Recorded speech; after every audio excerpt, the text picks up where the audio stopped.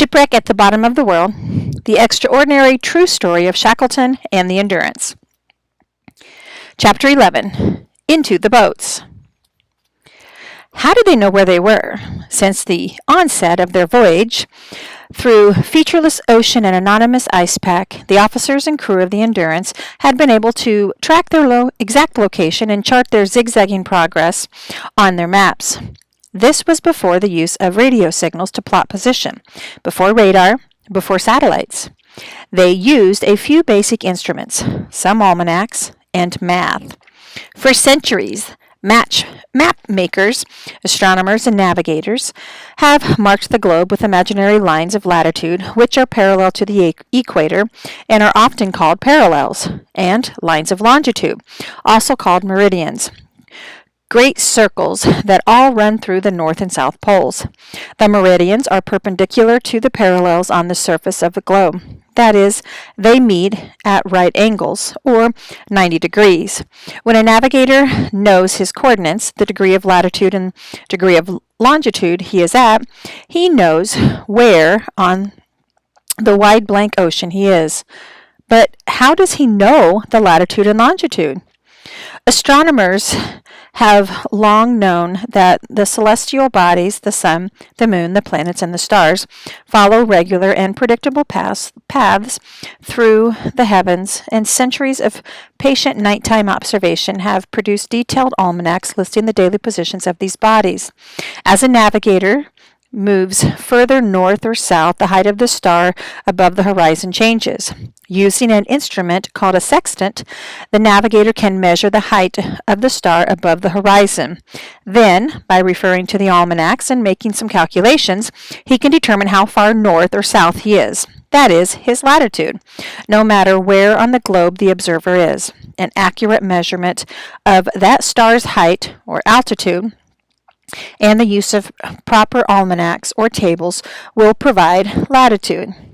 Longitude proved to be a harder puzzle to solve.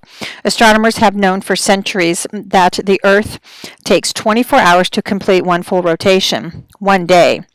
Because a circle, one rotation, is 360 degrees, it is possible to divide 360 by 24 to find out how many degrees the Earth spins in just 1 hour. The answer is 15 degrees. With that information, longitude is within reach, assuming accurate clocks. Imagine a traveler going west with 2 clocks. After several days, it is no longer noon when the clocks say 12. So the traveler adjusts the first clock to read 12 when it is noon where he is. The second clock tells a different time, the time at the starting point. If the difference in time is 1 hour, the traveler knows he has gone 15 degrees. He can continue to travel as long as he wants, always resetting the first clock at noon when the sun is at its highest point in the sky.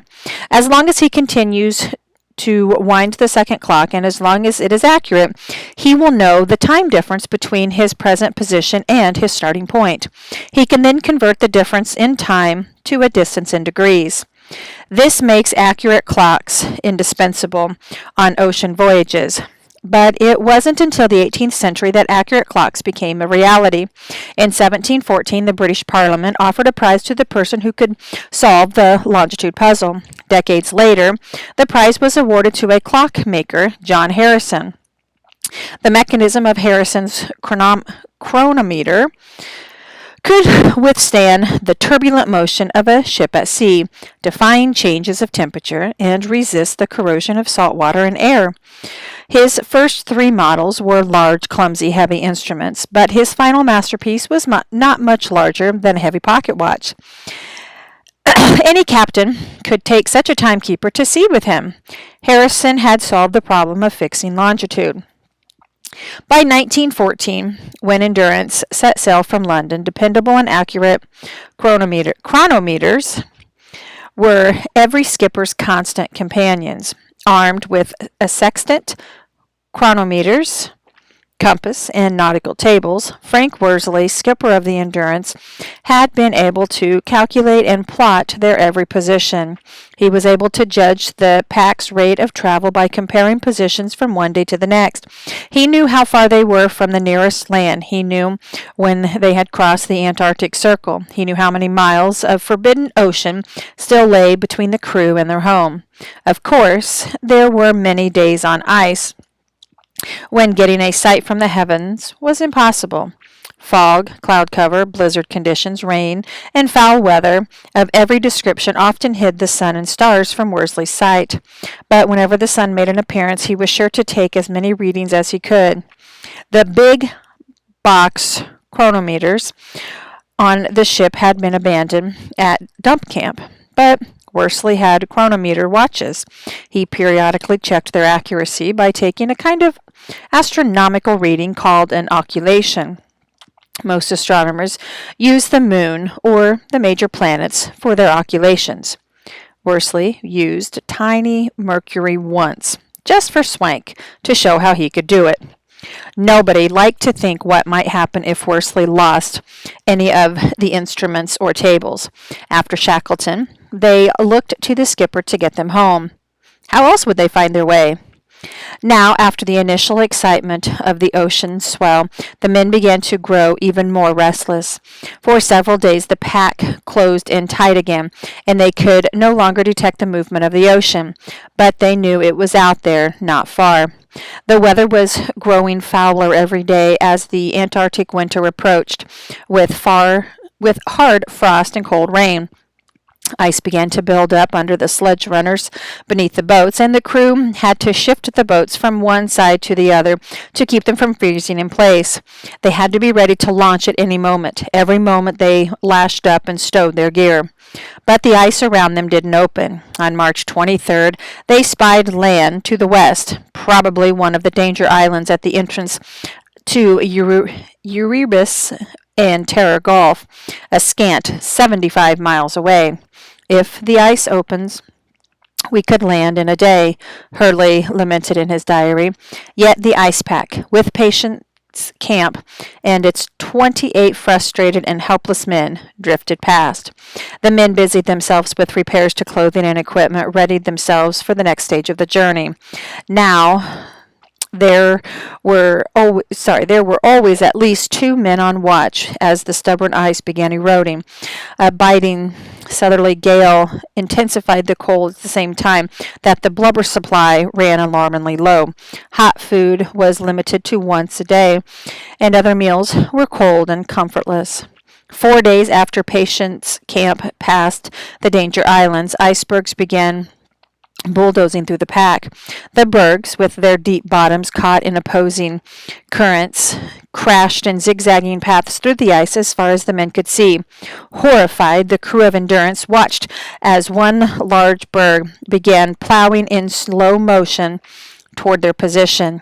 Huge blocks of ice tumbled out of its path, and large floes were churned into chunks. Some of the men swallowed hard and shook hands with their mates. They all knew that if the berg plowed through their camp, there was no hope of survival, and trying to get out of its unpredictable path was pointless. Shackleton scratched a match alight with his thumbnail, then lit a cigarette as the rogue iceberg blundered toward them. The men watched it come closer and closer, breathing a sigh of relief when it veered away and passed them to the east. They were spared, for now. As March continued, the weather turned to rain and then to snow, and the men crawled into their damp sleeping bags in complete wretched misery. They were hungry, cold, and frightened. Fights broke out for the flimsiest reasons. Some men cried, their tears freezing on their bearded cheeks. The icemen began to believe that they would never be released from their prison. Shackleton did what he could to encourage his men, going from one tent to the next and asking how they were and starting conversations on topics totally unrelated to their present dangers. Then, during the early morning hours of March 28, their floe split in half. "Crack!" came a yell from Cheatham on watch. "Lash up and stow!" As the men struggled out of their tents, they saw two cracks running through their floe. The edges rose and fell in a strong swell. Each man knew his emergency orders. Some dashed to the boats and began heaving and cracking them out of the night's ice. Others broke down the camp and began stowing tents and gear. Macklin rounded up his team of dogs, the last of the dogs, and got them in order. Some of the men saw with alarm that their seal meat supply was on a piece of floe that was beginning to drift away in the heavy mist. So they jumped in the widening crack and began tossing the meat over. Once all the men and gear were safe in the same piece of floe with the boats, they began to relax, only to have another crack split directly under the James Caird. Another scramble in the chilly, damp morning followed. Finally, they dared to eat a cold breakfast. Just as they were finishing, a leopard seal, back there, a leopard seal loomed through the mist, hunching itself across the ice. Wild ran for his rifle and brought the seal down with one bullet. And when the 11-foot-long animal was butchered, the men discovered 50 undigested fish in its stomach. Minutes earlier, the crew had been on a short rations eaten cold. Now they had 1,000 pounds of meat and at least 2 weeks' worth of blubber. Shackleton announced that they would make a holiday feast on the seal's liver at lunchtime. And yet, in spite of a new bounty of food, it was time for the last dogs to go. It was obvious to everyone that the pack was breaking up all around them, and it would be impossible to take the dogs in the boats. Macklin harnessed his team for the last time and drove them some distance from camp with Wild. Sick with regret, Macklin took his dogs one by one from the harness.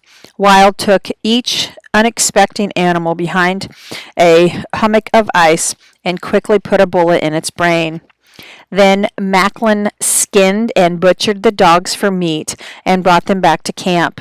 Later, as the men feasted on the dogs, Worsley commented that the piece he was eating had better flavor than the leopard seal, and Hurley found it exquisitely tender and flavorous.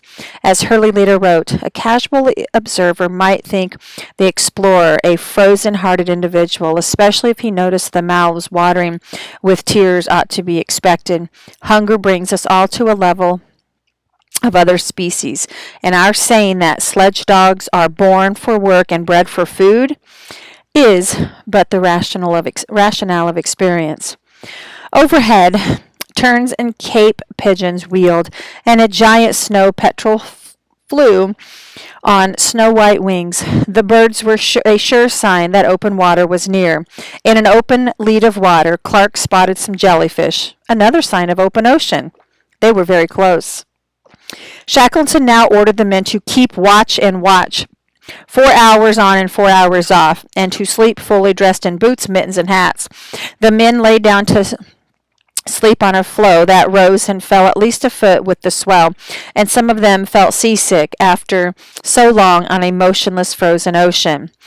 Our little boats may be compelled any day now to sail unsheltered over the open sea, Shackleton wrote in his diary, with 1,000 leagues of ocean separating them from the land to the north and east. It seems vital that we should land on Clarence Island or its neighbor Elephant Island. These islands to the northwest were at the very end of the Antarctic Peninsula. Beyond them lay the open ocean. If the crew did not reach one of the islands, their chances of survival were very small. The days continued to wear on, and their flow continued to erode. By April 3rd, it was only 200 yards across, surrounded by open water, and continually bumping into other floes. The sound of the ice grinding and crushing, creaking and cracking, filled the cold, damp air all around them.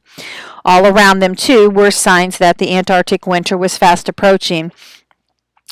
There were now 12 hours of darkness, and during the daylight hours, petrels and terns fled toward the north. Skuas kept up a screeching clamor, and penguins on the move honked and brayed from their ice for miles around. Killer whales cruised the open leads, blowing spouts of icy spray. The tricks of the Antarctic atmosphere brought mock suns and green sunsets, and showered showers of jewel-colored ice crystals. The floe beneath Patience Camp cracked again and again over the next several days. By April 8th, there were open leads of black water on all sides, and the floe was rising and falling 3 feet with the ocean swell. The ice pack, as far as the eye could see, was rippling with it, like a box of giant jigsaw puzzle pieces being stirred by a giant hand. The floe was now a mere 50 feet across. The voyagers had traveled 600 miles since Endurance was first trapped in the ice. At 12:40 on April 8th, Shackleton gave the orders, "Launch the boats."